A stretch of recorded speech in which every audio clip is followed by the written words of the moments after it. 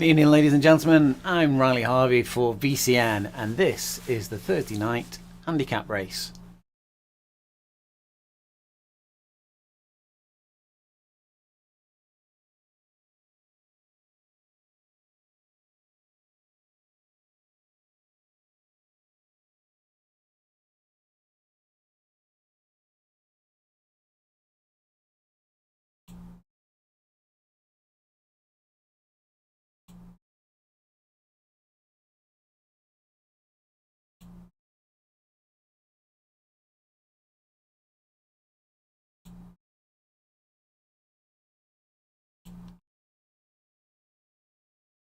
Just having a midstream technical.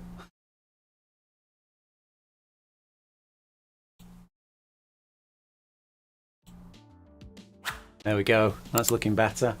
So I'm Riley Harvey for V Cycling News. This is the Thursday night PRT handicap race. One of my favourite races to stream. We are looking at an absolutely fantastic course for the handicap race tonight.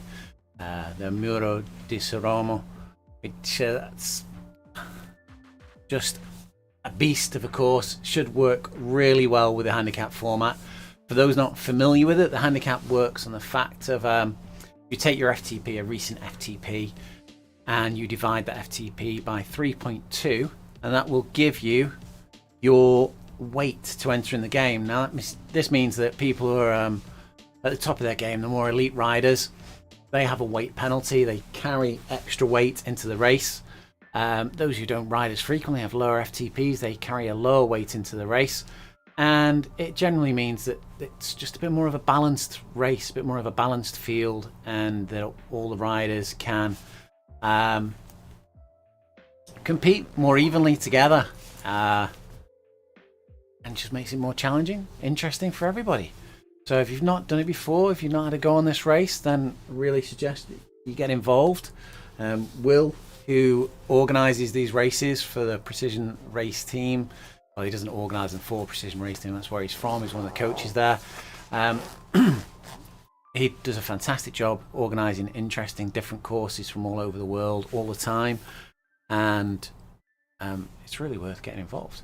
You can see on the front line there we've got a few of the regulars. We've got Shrek, we've got Kurt Lang, Stuart Ludlow, Will Usher himself, Andy Folkes, Lou Gelling, and we can also see there there's a lot of the Ukrainian shirts there. So RGT just recently, in response to what's going on in the world, they've created a No to War Ukrainian shirt, and see a lot of riders are wearing that in support and respect. We are going any second now, and we are off, firing off at the front of the race like a rocket. There is Will Deegan flying 6 watts per kilogram, early out of the trap. We'll have to see how that bodes for Will, as Darren Ray comes up there as well. Darren's been riding very well in these races and increasing his power consistently, and the way he's able to stay out in front of these races. Open a small gap up there that David Brookhuizen and Andre Fugara. So see, sure that gap will close soon. Will is, from memory, not one of the lightest riders, so I'd expect that he'll get him reeled in by this group that's chasing. Seem to have a good amount of riders out tonight, as Zimeco goes off the front there. So this is a big climb, and it's a big climb with some really nasty points in it as well. So it is the ride you don't want to go too early on, because it's going to be grinding away, killing yourself trying to get up it. While this is just settling down at the beginning of the race, I'll have a drop back through the riders, see who we've got in the groups there. We have got a big group at the front there. We've got Zimeco at the front, and we've got a gap from Zimeco back to Darren Ray, who's putting a sprint in here to get up to the wheel of Zimeco. Wittich there as well. Wittich is another rider. So you see Darren there just coming round past Sormano. One of the little foibles of RGT is that isn't always 100% sure of when riders are trying to get to the wheel of another rider and when they're trying to pass them. So you have to moderate your speed just as you're getting up to that rider so that you don't go flying past them, just as Darren did there. I suspect Darren just wanted to get to the wheel to Sormano. I see Chris Bancross there for the first time, showing himself.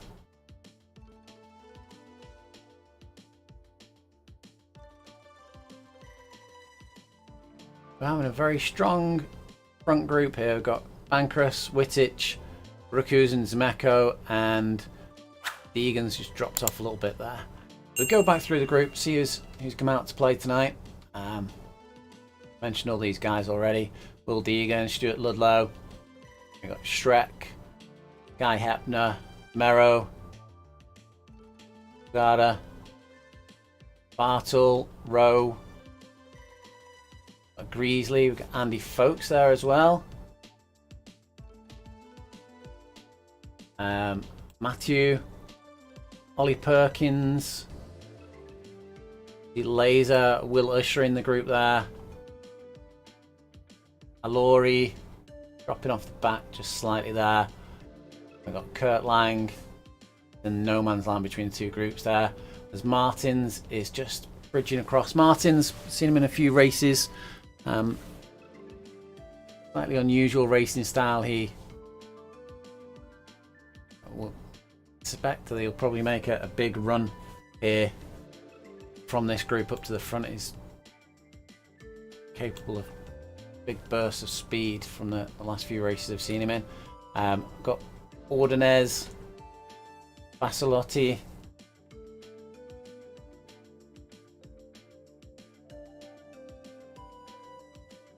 Gale, and Lou Gelling in this big group of bots here.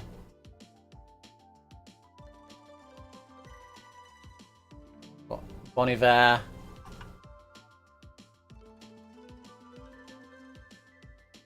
there. And that's it for real riders. Angus Gordon just lost the draft there. And then we've got, falling further back, we've got Smith, myself, my camera bot, Bev Usher just catching up to me there. And we've got Ian Hurst. So I suspect that Ian and Bev there have had some difficulties. Ian's there sporting the Buffalo bike. Seeing Andy Folks riding the Buffalo bike there as well. Just a quick moment for those who haven't realised and don't understand the significance. In January, RGT did an event which was an Everesting event.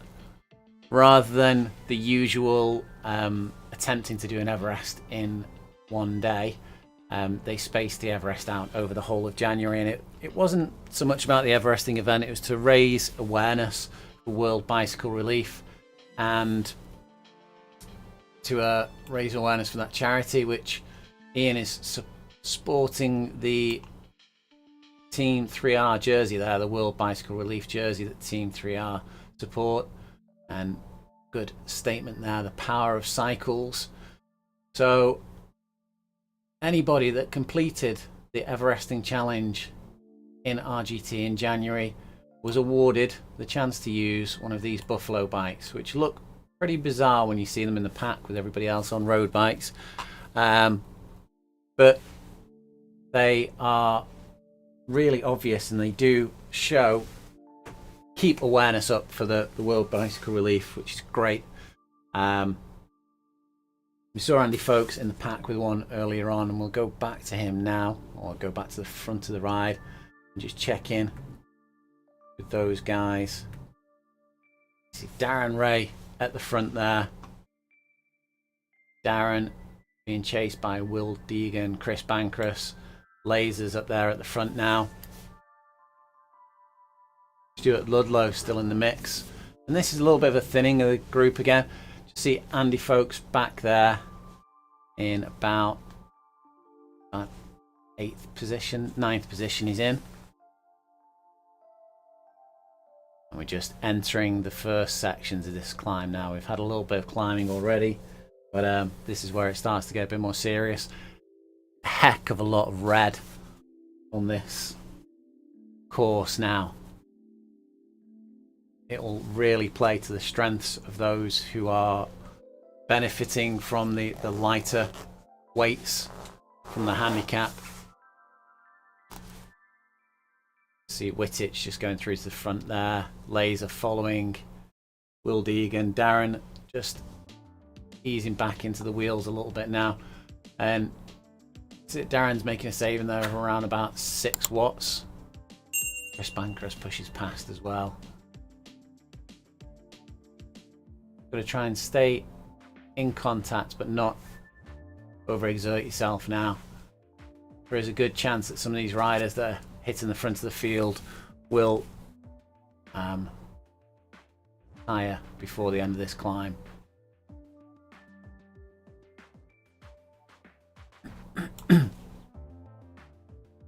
Dropping back down the field, Will Deegan. On Will's tail there is Guy Hepner. And then we've got Andre Fagara, David Brookhuizen, Alori, Rowe, and then, as Mark Levian's pointed out on the chat, just behind him we've got Andy Folks, who's easy to spot like a meerkat on that World Bicycle Relief bike. And the interesting thing with this bike as well is not only does it look significantly different, but they've also amended the cadence, so it looks like you're out for just a leisurely cruise when you're on that bike, no matter how fast you're going. So, Ollie's there in the 10th position, GBR top. Ollie is the grandson of one of our regular riders. Barry's not riding tonight, but I think he's given up his spot on the turbo trainer so that Ollie can get in the race. They usually ride together. A big group now, went in the chase.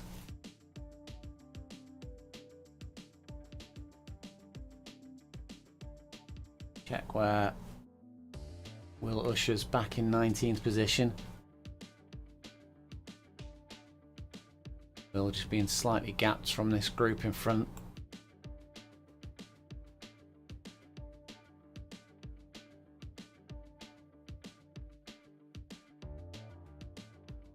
Will designed this course, well, created this course using the Magic Roads feature in RGT.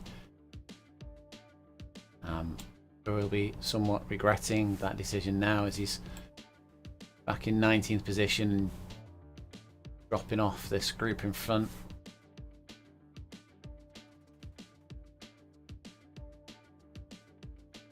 May have to lend in my excuse book for later.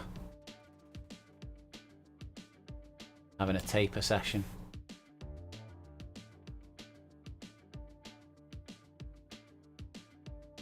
There's Meko and back to the wheel, Will Usher. Oh, that's a punishing little bit of a elevation there, jumping up to 15% momentarily. We'll go out on this hairpin and just see the change in the heights of the road there as Zemeco comes around that hairpin, and Martins.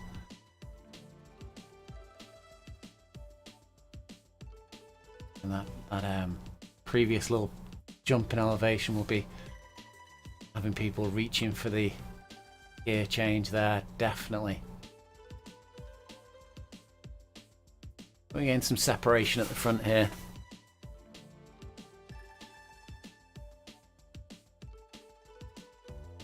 Kurt Lang pushing away. Kurt rides in the Team Lou, Team Time Trial team. One of them is about 5 or 6 Team Lou teams now, set up for all different levels. There's a Lottie, and then we see Lou Gelling, stick on the wheel of Lou for a few minutes now. Lou loves hills, fantastic climber. Whenever it goes skywards, she gains places. Going great guns here. She was back in the box earlier on when we spotted her, but she's pushing forward now. See, just again the change in the elevation on those hairpins, very sharp hairpins there. Anybody looking at making their own magic roads to take advantage of this feature in RGT, I would strongly recommend that you check out the Magic Roads Facebook group, and then there is a program called GPX Magic that's been made by Peter Ward. Peter Ward consistently updates that program. It's a web-based program, and you can plug in your GPX, and you can make amendments to it. You can make adjustments to it so that it rides nice and smoothly for you and looks great on screen, as well as avoiding any little errors that might creep in there from GPXs. GPXs that are downloaded from real life computers tend to have a few too many points in them, and they can be a bit wavy and juddery. GPX Magic can help you sort those out. It's a pretty easy program to use, and Peter Ward does go through on YouTube some tutorials on how to get the best out of it. As we see Lou there just passing Kurt. Kurt's not quite letting her go on this flatter section. Matching her pace, as you can see there in the distance. More hills climbing up. We have got a considerable amount of elevation to go now as Vasalotti makes it back to the group on this flatter section, enjoying the speed he's able to generate on that point. I'll head back up to the front, see what's happening there. See Wittich now pulled away at the front of this group, dropping Will Deegan by 166 meters. Deegan, Laser together just behind Wittich there. The group Bankrus is with them. Andre Fugara's just slightly dropped off the back there, that chasing group. Wittich, up at 4.4 watts per kilogram. Will does give a bit of tolerance on the watt per kilogram rates, but it is fairly close on these races where it's all generally uphill and the allowance is a little bit larger. But if you're too far over that 3.2 watt per kilogram mark, you do get disqualified. You know, that can be because riders may not have paid too much attention to the description and realized it's a weight handicapped race, or they might not have a recently updated FTP, so they've not managed to get it dialed in quite as well as they could have done. We'll go through, you know, it allows some moderation to that, and then we have a revised results that get posted out on the Facebook page later on in the evening, also with a very informative and usually a little bit humorous review of the race as it's ran. We've got Bankrus there in second position, and he's just managed to drop Deegan slightly, opened up a gap on Deegan. Bugara past that sign and got a gap there of 30 meters, 35 meters back to Deegan, but Deegan is pushing hard there, trying to close it down. Bankrus power 310 watts there, raw power, his cadence up at 85, and his heart rate 180, 181. He is really pushing this section now. You can see there's a little bit of orange, a little bit easier riding coming up for him shortly, but he is really putting the effort in at this moment in time to try and keep that gap over Deegan.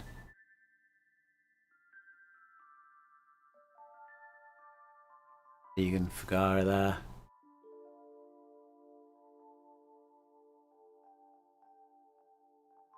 A little bit further back on this road, you can see with the elevation, it is spacing the riders out, splitting the field apart. Pancras enters that slightly easier section. Slope now down at 5.3, dropping again. See there the road coming back into view as we're going to go around that hairpin, back up. See the changes in elevation there as we're coming around these hairpins. Deegan, quite a low heart rate there for Deegan, 162. Just kicked as he came around that corner. Obviously heart rate is an individual metric, it's different for every single person. Some people have very low heart rates even at maximum effort. His heart rate is creeping up there as he's going the red, trying to catch back onto the wheel of Pancras. These two guys do have good battles every week. Marty has just managed to come past Andre Figueira there.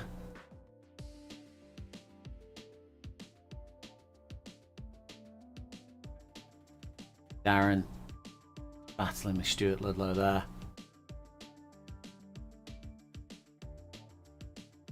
We see Guy Hepner coming up. 7th position there for Guy. Darren putting in a little push. And we are live. We have got the chat running.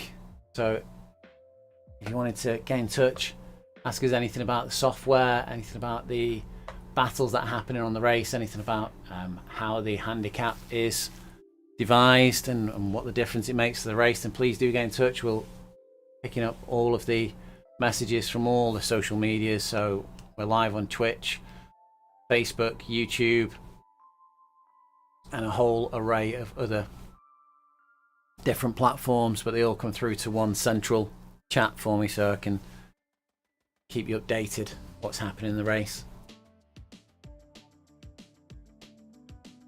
Guy Hepner, I know he's a frequent rider in the series and he carries around about 20 kilograms as a penalty, so that's nearly the weight of a large sack of potatoes, a commercial sized sack of potatoes. So Guy Hepner there just easing past Aaron Ray. Aaron's just faded slightly, had a little burst out into the front. He's just doing it again now, trying to stick on the wheels of Guy Hepner and Stuart Ludlow there. They are slightly fading. I'm sure he mentioned earlier on that it's his first race for a while.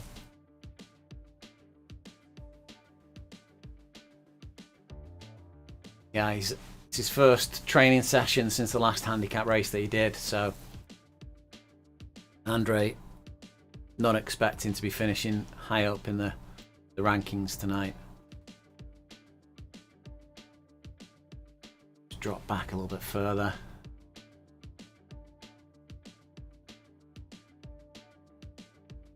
Aaron Ray just slowing slightly now.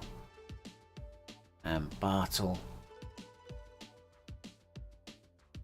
closing the gap to Darren. Out at 3.4 watts per kilogram. The watts per kilogram metrics on climbs like this, on hill climb circuits, looking at what watts per kilogram is a really good way of checking whether you're going to get caught or not. It makes a lot of difference on races where you're going uphill. If you're racing and you're on a flat circuit, somewhere like Borrego Springs for instance, then looking at somebody's watts per kilogram won't really give you a great idea of how many raw watts they're doing and how fast they're actually going to be going. It does only work in the elevation, so that's why on the handicap races you'll tend to see that they include hills, because the normalization, the balancing of the watts per kilogram only works on events where there are hills. We do occasionally try it on the smaller crit circuits, like we've had races on the Tempelhof, and we've had races on Canary Wharf where the corner braking affects how quickly the lighter riders can accelerate in and out of the corners. But it does tend to be hilly courses that we use in the handicap races. Falk's just commenting that it says, "Gosh, this looks painful," and I have to agree, it is a pretty punishing course tonight. There's a lot of uphill. Darren's dropped the wheels of Fugara and Ludlow up ahead there. He's just putting in an extra burst there. Probably see Bartle closing down on him.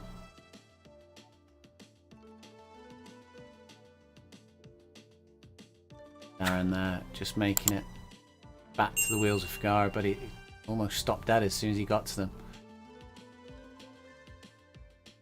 Coming up to the halfway marker now.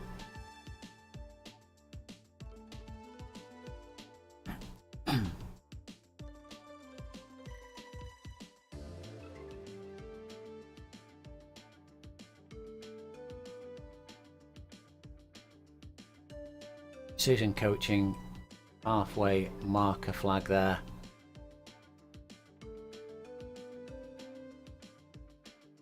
It's through. Must be a relief for the guys to know that they've made it through half of the punishment. So I've got Bartle there chasing Darren Ray. Alori looking like he might catch Bartle there. Andy Folks and Ollie Perkins not too far away from those two riders, and Martin's there as well. Plots. Again, these are close gaps for these riders. Kurt Lang only 17 metres behind, and Muro only 9 metres behind him, and then you can see just coming around that corner David Brookhuizen. He's been followed by Vazalotti and the Shrek. Ellis. Lou Gelling now up to 21st position. Willisher. Dimeco, who made such strong early running, up him back into 23rd position. He's got to the wheel of Will there. May well take him. We've got Rowe, closely followed by Laser. Gale. Janet Colnut. Ordinez and Matthew.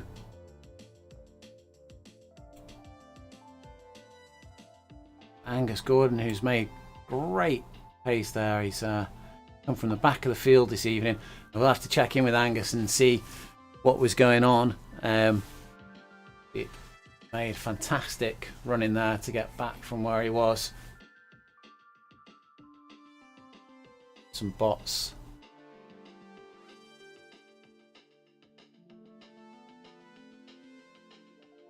Bev Usher.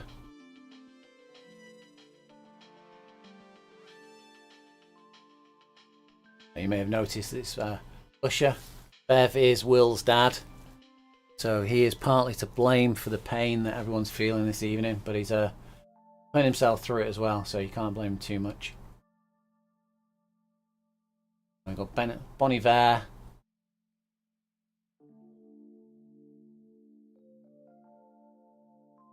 There's Ian Hurst on his Buffalo bike.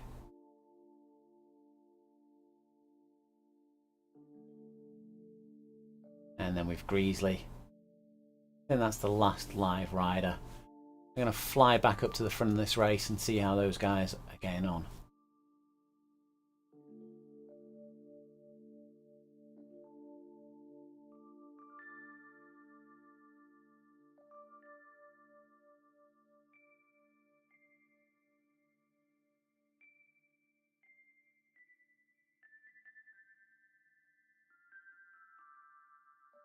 Wittich now 214 meters clear of Marty, still quite high on the watts per kilogram, pushing out Oh, punishing section now. Look at that. 13.2 slope. Looking skyward.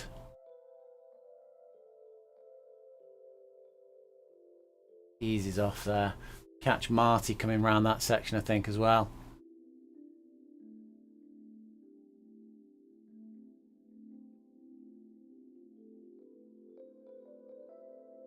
Marty now.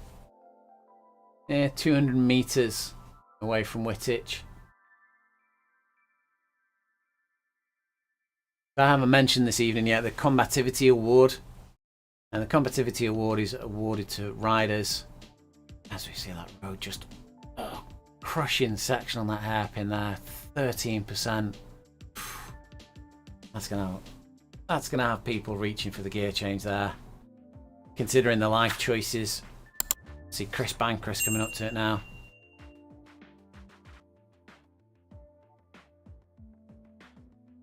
Boom. Popping the knees as you try and grind it through in the same gear.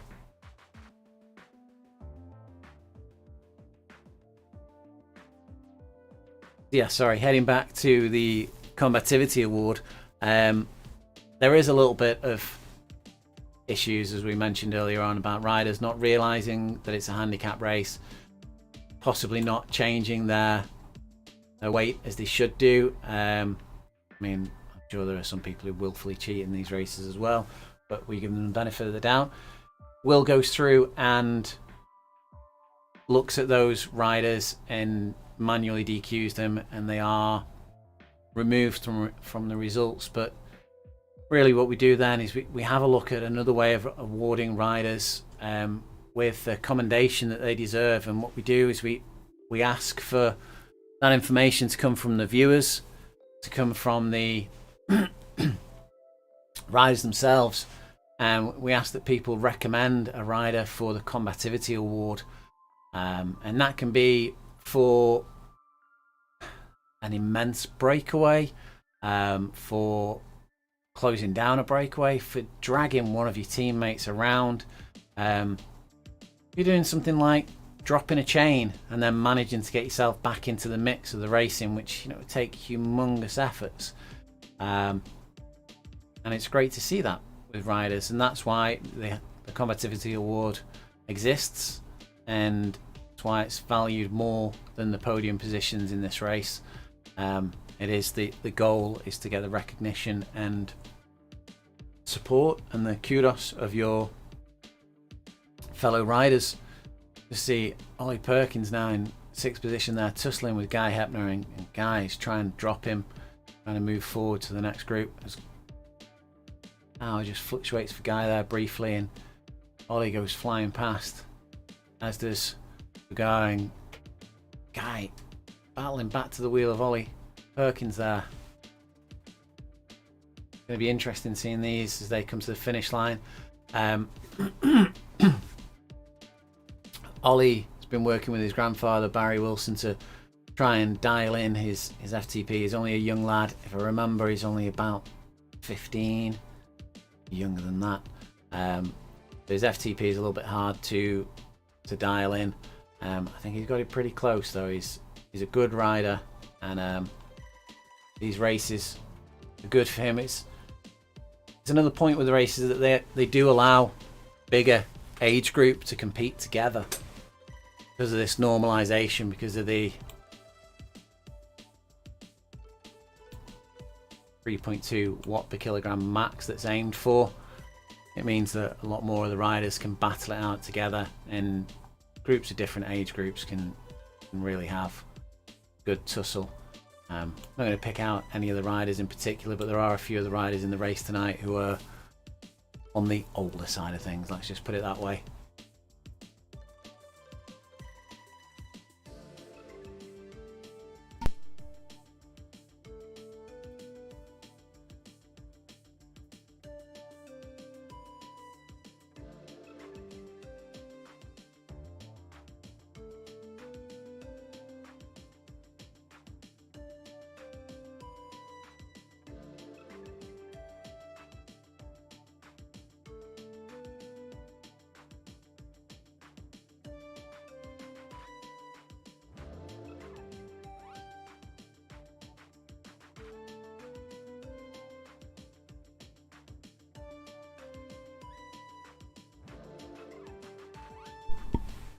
just spotting there as we're coming around some of these hairpins.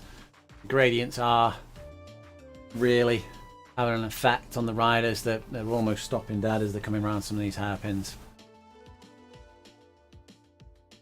So the lead riders into the last section of climbing. So before it gets too spicy, we're going to head back down the race and check in on the rest of the riders.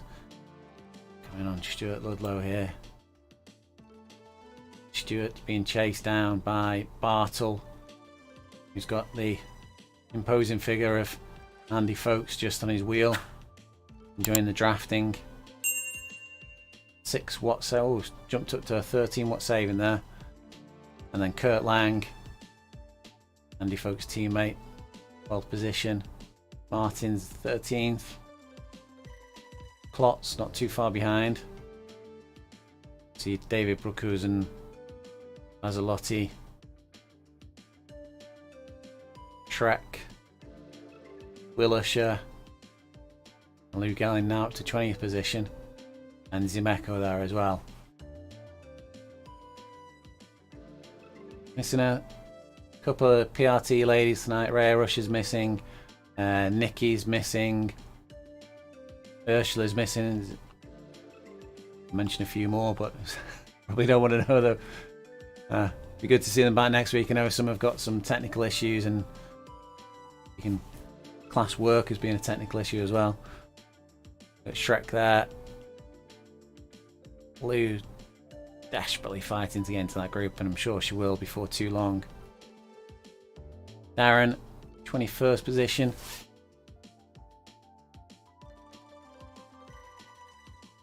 Ellis. And Muro, who's up battling that group earlier on, has dropped back a little bit now. He's 127 meters back from that group. And then we've Rowe, Laser, who was battling up with the front group earlier on, dropped back a little bit now. Gale,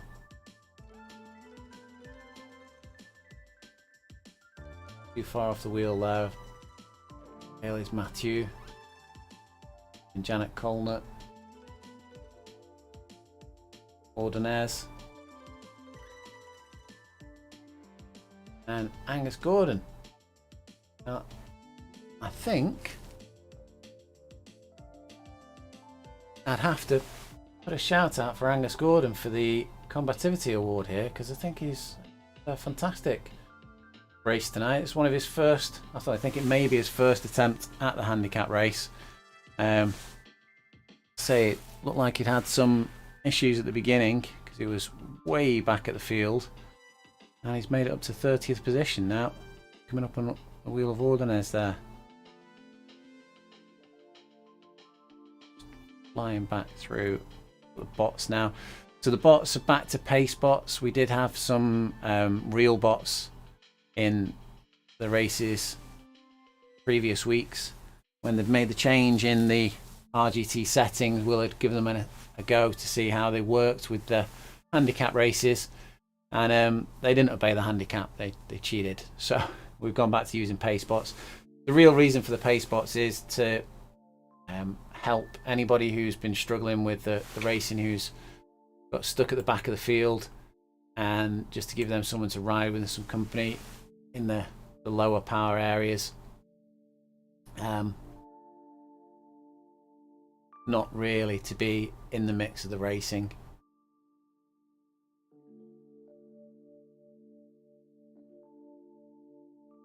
Got Bon Iver,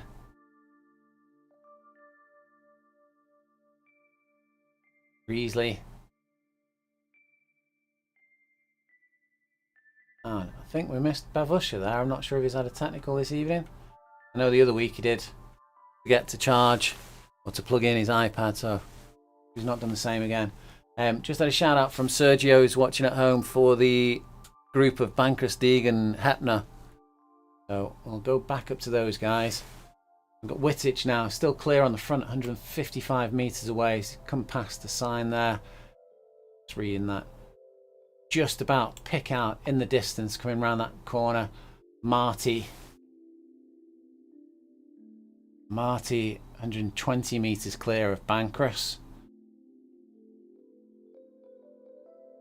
Bancross solo now. 140 meters clear of Deegan.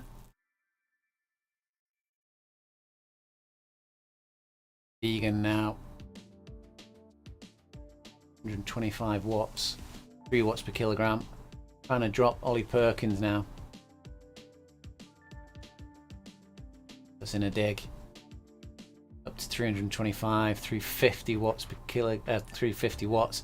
There's the gradient. It's just relentless. 16% at the moment in time. You see the TSS score up. The total suffer score for Will Deegan there is showing in the top right hand corner. He's up at 64.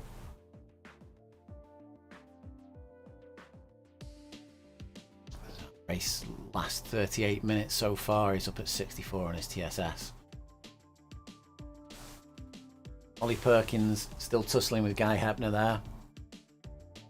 Guy is being dropped slightly. Is 22 meters off the wheel of Ollie Perkins, but there is a big section of green there.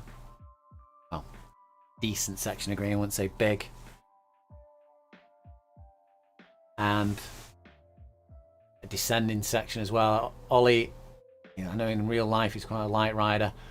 I wonder whether Guy carrying his 20 kilogram penalty, whether that flat section and the descent will play into his hands. And Sergio's just mentioning there that he's ouch, 18%. I'm glad I'm out, and I think we all know he's not glad about that. He'd love to be in this race. Sergio loves climbing.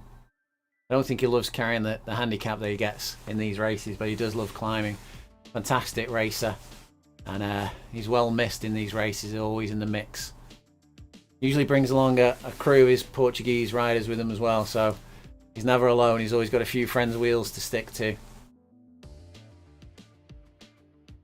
Very strong in the Portuguese community. It's worth noting as well, if you are watching this stream, there's a lot of satellite user groups that have sprung up around RGT.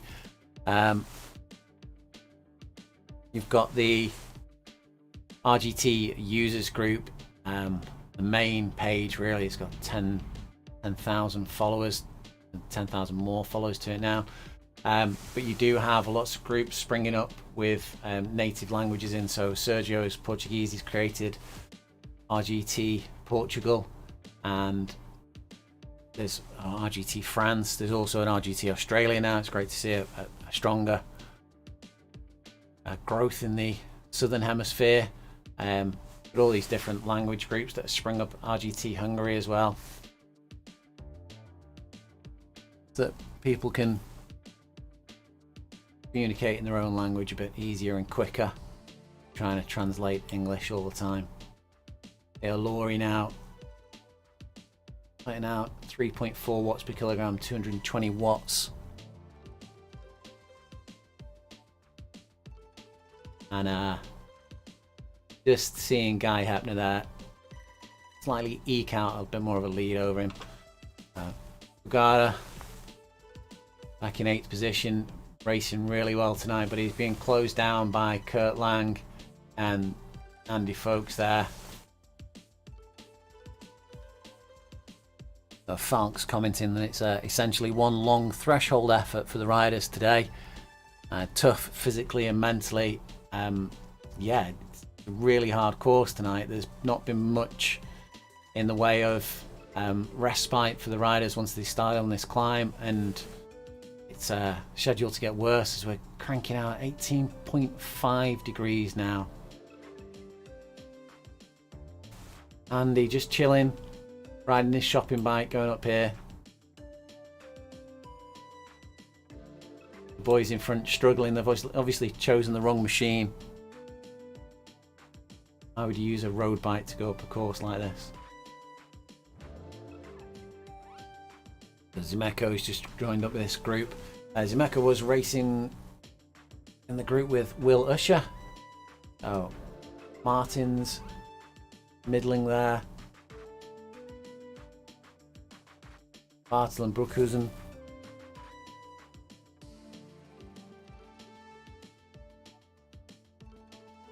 And then we've got Usher and Stuart Ludlow over on the side there. Just looking at Stuart Ludlow's position in that, I think Stuart may have had just a momentary power outage there. Either he had to jump off his bike for a second. We quite often see riders off at the side of the road, and you do presume that it's been a power outage or they've had a problem with the software, but you know that it's quite easy to drop a water bottle or forget that you've not turned your fan on and just get to that point where you're boiling up and need to jump off and get it sorted. I'm saying that that's happened to him because he's over on the right hand side of the road, which is where your avatar usually pulls over to and puts the foot down. Further back on the road there we've got Klotz, and Klotz being closed in by Blue Gelling and Shrek there.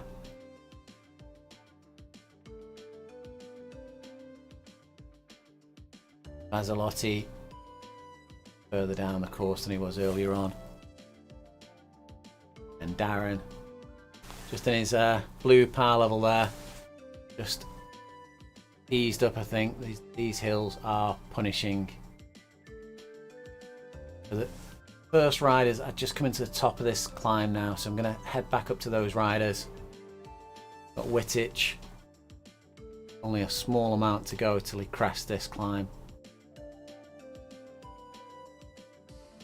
167 meters behind him is Marty.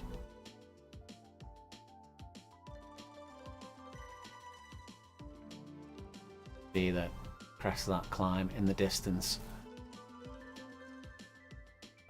We top out,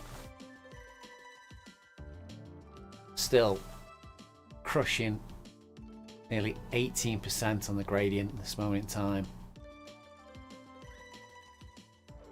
Speed down at 8 kilometers per hour or less.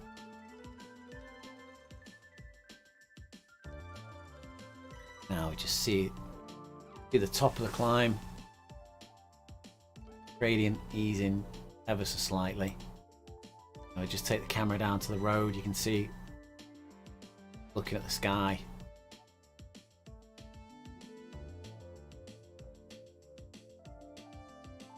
Haven't got any fences down the side of the road to give a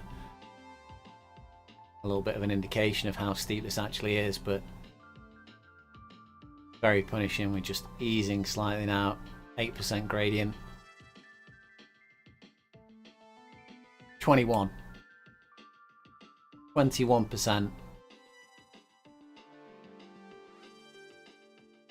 It'd be like hitting a brick wall after that easing.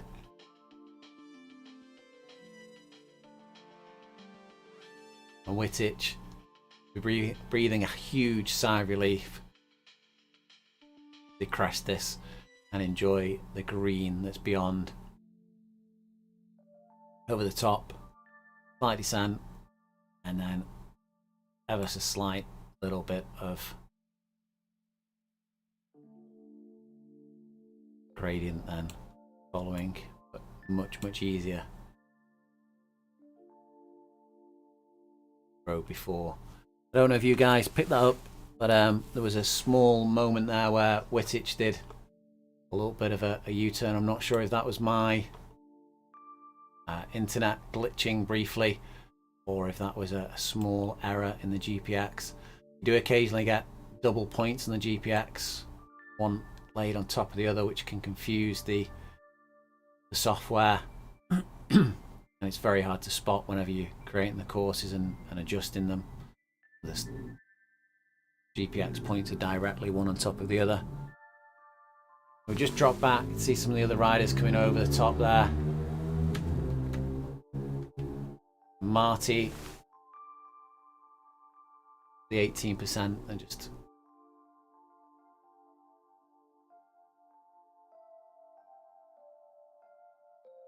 easing slightly.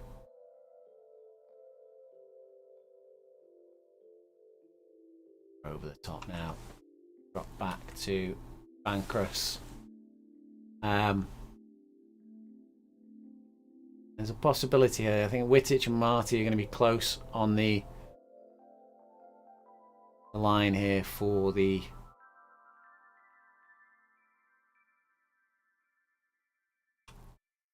handicap.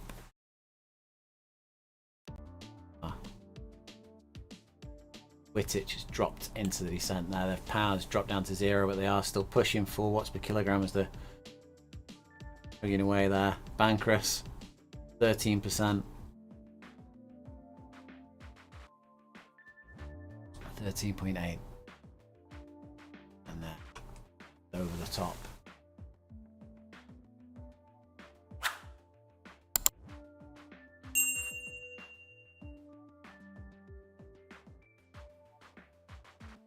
Will Deegan with Ollie Perkins here.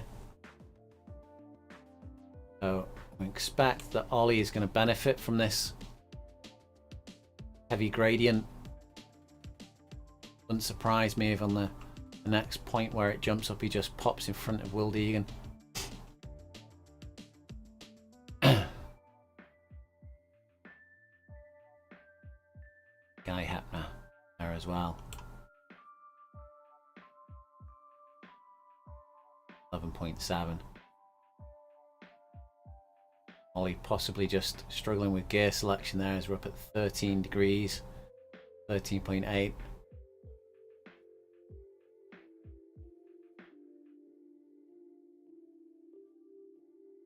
If Ollie now manages to push and hold the wheel of Will or Guy, go over the top here. The lighter rider, that's something you need to really concentrate on as you're going into the flat sections and the descents. There's the 21% section. Will muscling through. Guy just not able to quite hit the power correctly, and Ollie up to the wheel of Will Deegan. You need to keep that power on as they crest over the top. Come on, Ollie, push.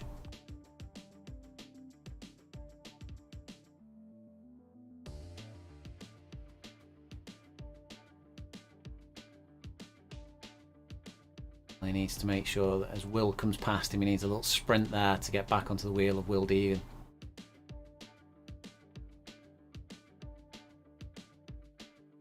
Will's giving a little friendly wave there.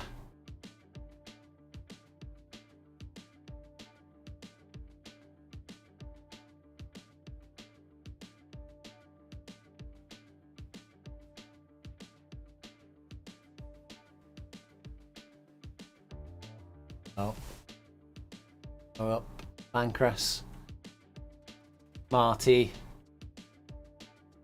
Wittich, 750 meters remaining for Wittich.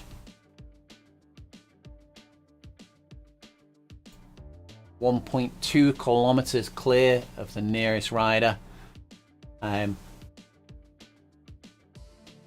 Still 4 watts per kilogram. I do suspect that Wittich has made an error with their calculations here. I think they may well find themselves disqualified from this race, but we'll cover them coming over the finish line. They 400 meters dead. 380. Much flatter sections now.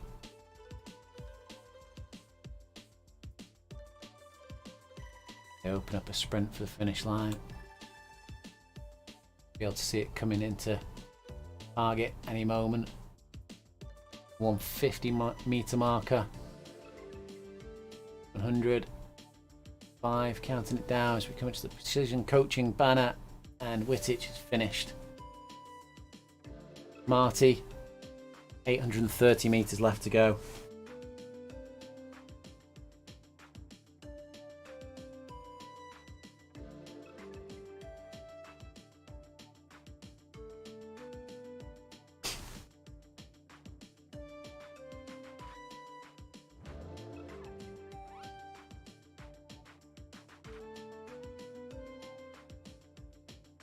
Marty is 1.3 kilometers clear.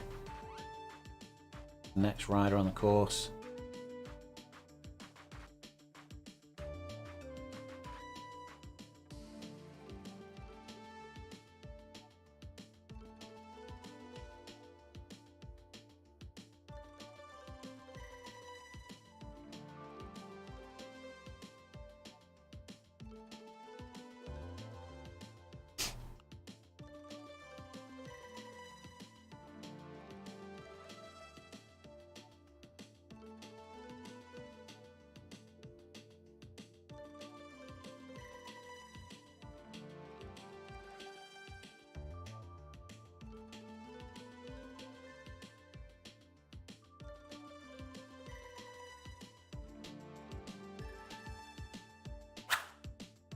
to the finish line.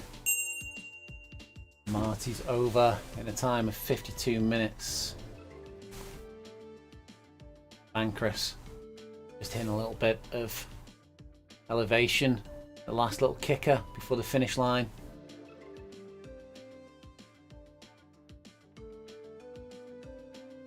Chris giving us a wave there, he knows he's on camera.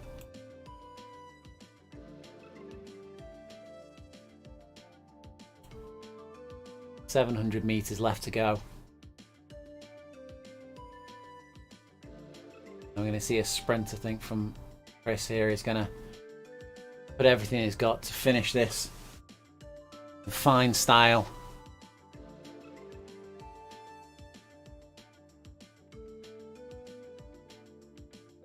I want to see a 10 watt per kilogram sprint as he goes over the line.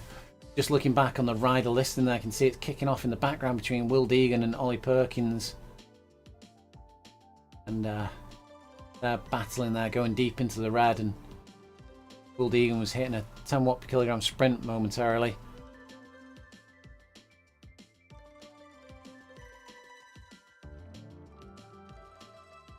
Chris Pancras enters the finishing markers. 200 meters to go. And there's a good chance that Chris is actually the winner on the road here. It will be down to Will Usher's formula as Chris comes over at 54-minute time. Will Deegan, he's managed to break free of Ollie Perkins there. Ollie's pushing, trying to cover that distance. Will now 200 meters left to go. Ollie fighting tooth and nail to keep that distance down. As Will gives us a wave to the camera and he comes through the finish line there. Ollie, fantastic racing, comes into the finish straight there in 54 minutes 58. Guy been racing really hard. He's just shut it down now. Knows that he's not got a chance of catching the guys in front of him. Rolling it home. I've got some congratulations for Pancras coming over the chat. And Wittich saying great race guys and thanks for the chase Marty. Guy come through, 200 meters left to go.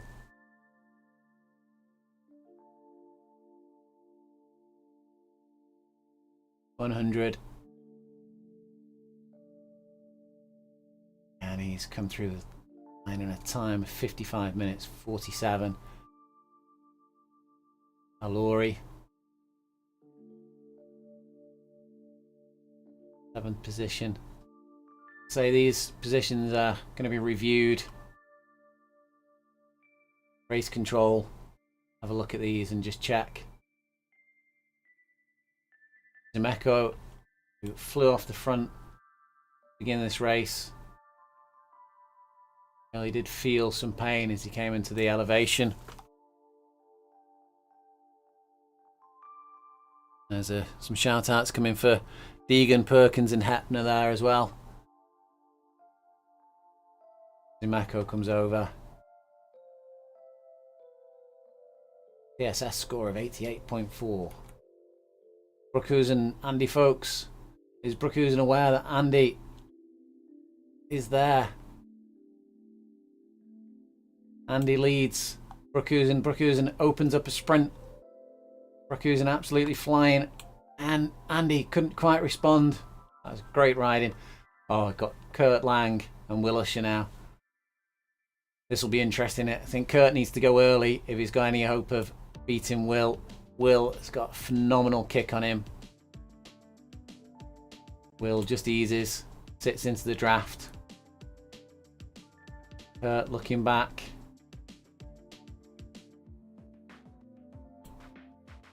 Kurt's playing the game too as Will goes. Will's opening up his sprint. 12.4 watts per kilogram. And Kurt doesn't respond there. That's a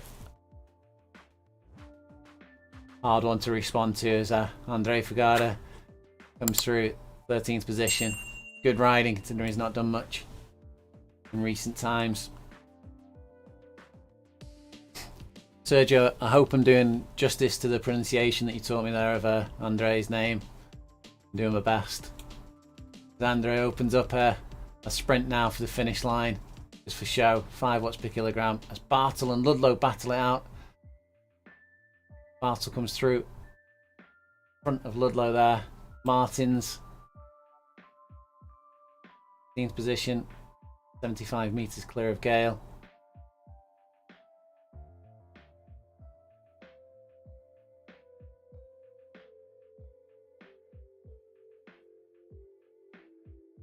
Gale coming around the corner in the distance there, not too far away.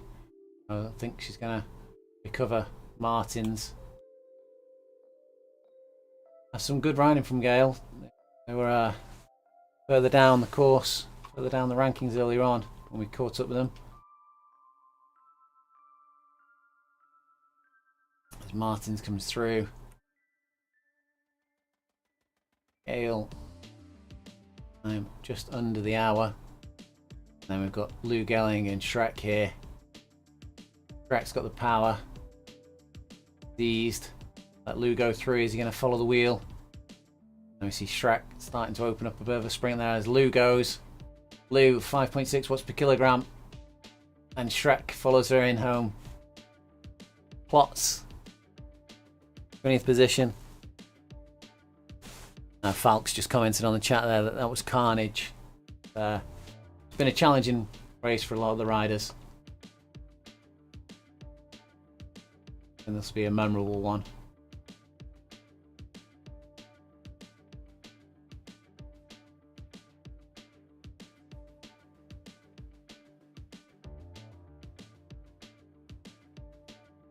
Fox comes home just under the hour, 59 minutes 49. Muro.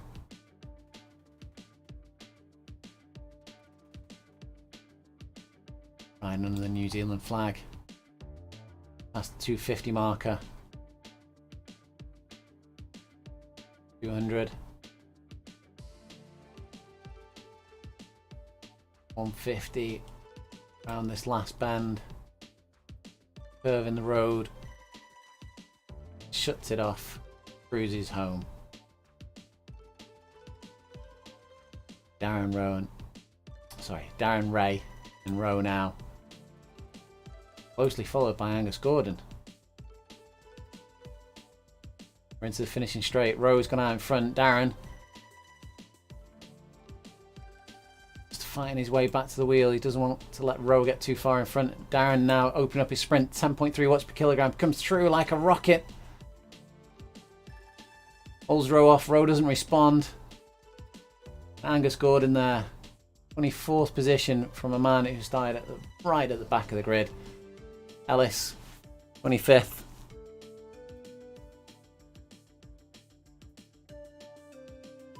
Bazalotti, 26th.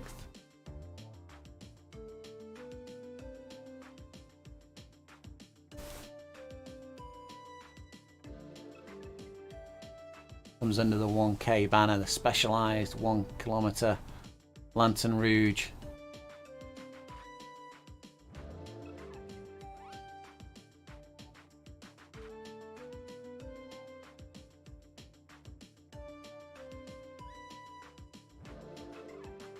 Bazalotti with 860 metres to go is being chased down by Janet Colnett. Is Bazalotti aware of the danger that's lurking 20 metres behind?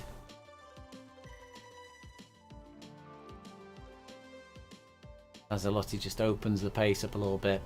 Colnett 20 metres. I think they were making good closing distance on that slight bit of elevation, but I think Bazalotti's just got the raw watts. Colnett's eased. I think they've realised they're not going to catch Bazalotti.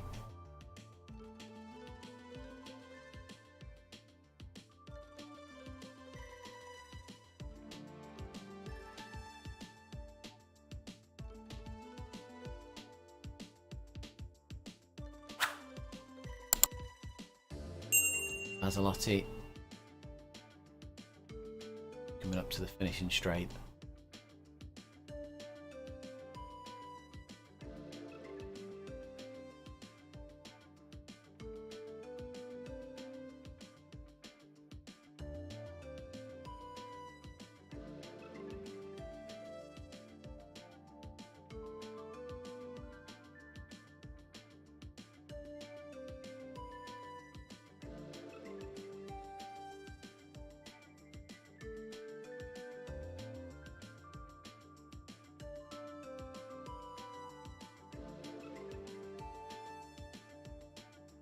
Mazalotti home. Colnut following.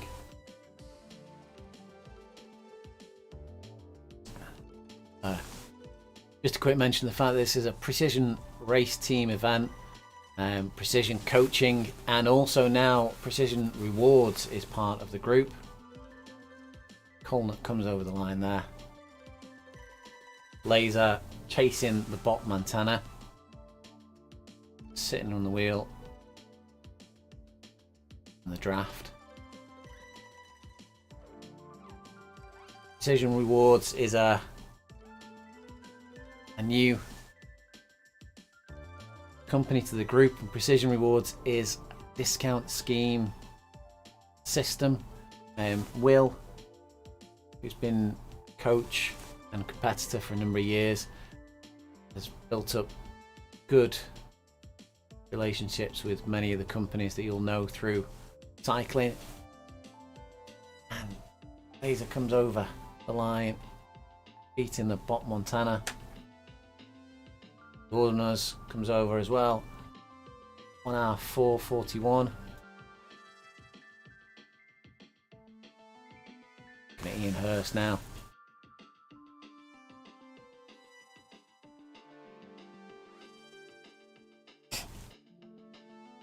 Will's just commenting in that it was quite unpleasant.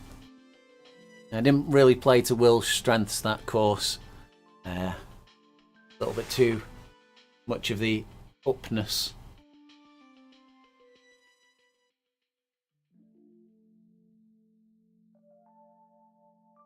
Yeah, as I was saying, Precision Rewards, you can head over to precision-rewards.co.uk and you can get access to a number of discounts for all of your favourite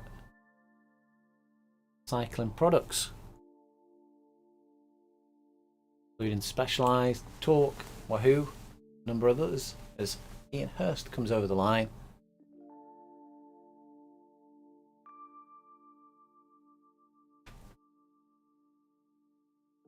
Keyboard just disagreeing with me slightly, is going back. I should be trying to find Bon Iver and Greasley. Greasley and Bon Iver there.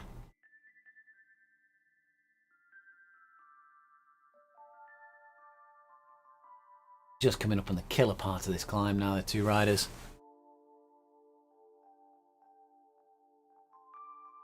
Greasley is sporting another of the World Bicycle Relief jerseys there.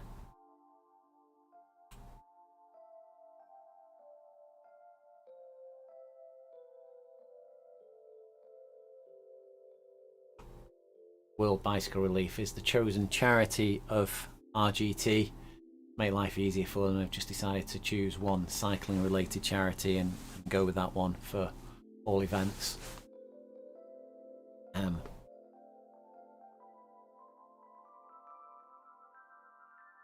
Also the Team 3R chosen charity as well, which is why it's featured on the jersey that Ian Hurst was wearing this evening. I mentioned briefly this is a GPX course. It's a magic road course.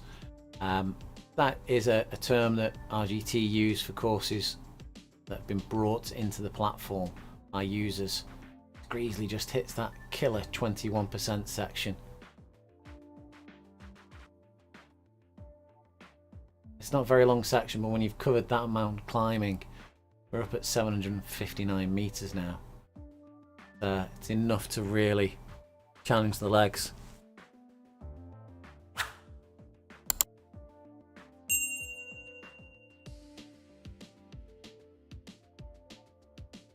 Andrew Tickham was just commenting that he was listening in on the Discord channel. I didn't mention that this evening. There is a Discord channel for the PRT races. They have their own Discord channel which you can get involved with. Can be occasionally a little bit sweary, a little bit grunty, and a little bit panty, but it's good to hear that you're not suffering alone. And he was just saying that they were all talking about dropping their intensity in RGT to account for the hills in this race. So one of the features in RGT is that you can adjust the slope intensity, and what that does is effectively it gives you a larger gearing to cope with the hills. My bike that I use at home and I use on the turbo trainer has got mid-compact 28 tooth cassette on the rear, and mid-compact crank on the front. If I was intending to climb this sort of a climb in real life, it's not the gearing I would choose to use. I'd go for a 32 on the rear cassette at least. So I tend to adjust my slope intensity in game to around about 80%, which gives me that 32 tooth gear on the back. If I'm feeling a little bit under the weather or just don't feel like I've got the legs for it, I might go a little bit further than that as well. Personal choice. It doesn't make the hills any less. The hills, you still have to climb the same amount, you still have to input the same amount of power for the speed.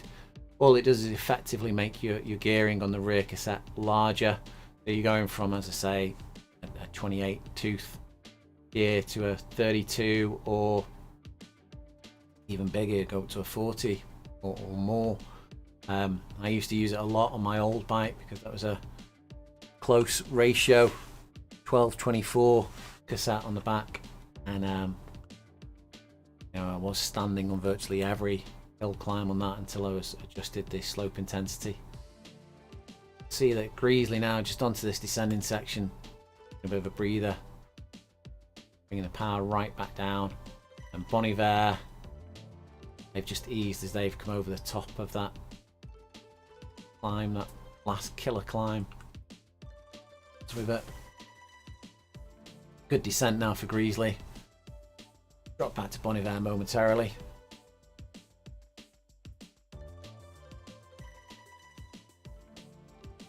Bon Iver, one little blip, and then they're into the descent.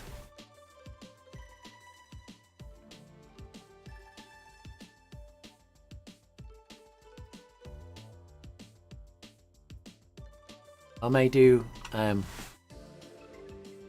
for a change next week, I might try and bring the Discord in at the beginning of the race so we can just have a listen to the race radio, if you will, and see what's going on. See, that corner's been very tightly plotted. It's probably as it is in real life, but occasionally you have to be a bit generous with the corners so that they render correctly in RGT and they don't cause you issues. Certainly if you had a group of riders going over that last corner that we crested there, they would be struggling a bit. Yeah, I may look to bring the Discord in for a little bit next week. Something different to the stream, and have a listen to the guys as they're getting ready, and the bit of banter that goes on before these races get underway. Head back up to Greasley. It's coming close to the finish line now. 1.4 kilometers left to go.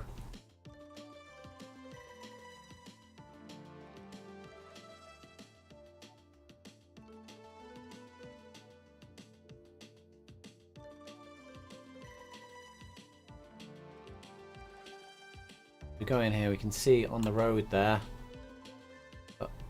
Curtis, Vita, Llewellyn under the specialised 1 kilometre go banner.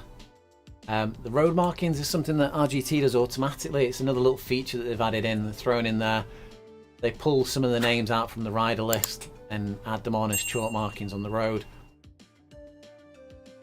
is normally covering every rider in the race, but actually busier races. I've never actually sat down and checked that everyone gets a name check on the road, but I have generally seen myself in every event that I've done, so I think they do pull out every single rider and get your name down there on the road. Like your fans have been in the middle of the night and done a little bit of chalk painting. And these magic roads, as I keep mentioning and then drifting away from, they're created from GPX points. Those GPX points can be generated by a cycle computer from a real road ride. They can be drawn in Strava or Commuter or a number of other different apps, and they're effectively they're just an XML sheet of longitude, latitude and elevation, so you can fire those straight in. Kai Wittich there just commenting that it stings a bit. I'm not surprised. It was some good riding there, Wittich. Very aggressive off the front.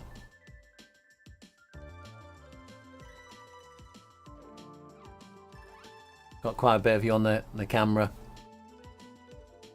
Go back, GPX, longitude, latitude and elevation, and you can use anywhere in the world. There's some of the guys now doing virtual Strava art, which is basically they're just drawing anything that they're interested in. Samir Dorlatley, who's one of the guys who taught me how to edit and adjust the GPXs, he's doing a series, the Night Rider series, that recently they've been doing just all imaginary roads. As Greasley comes over in 1 hour 14:51, drop back to Bon Iver.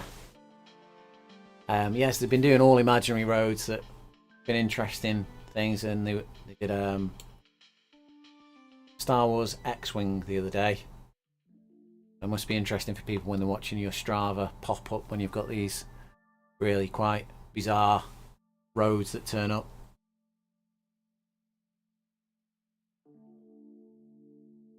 Just mention as well, we've got Bon Iver's got at the end of their name in brackets, they've got M69. A lot of riders choose to put in some additional details about themselves. We can presume here that Bon Iver is adding their male, and it's likely that their age is 69, although it could be their weight as well. We do have some riders that add in their weight just to avoid any questions. They stick the weight in their name as well, so that they the race commissaires can see how much they weigh without having to go into the extra details. You quite often see that team annotations like 3R or OTR, ELR, which are all different little annotations for the teams in RGT. Lots of teams around. If you're interested in becoming part of one, there's also a Discord channel. The Discord channel has got the teams section on it where you can join teams. It's Bon Iver comes over the line in 1 hour 16:39 and joins in with a little toboggan crew that we've got going there.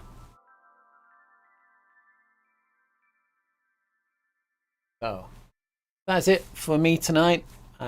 I'm just going to play you out with a couple of our videos. Hope you've enjoyed the stream. Really enjoy bringing these to you, bringing them every Thursday, but we do have other streams coming from the BCN channel, so check them out, and check out the YouTube channel as well for extra bits.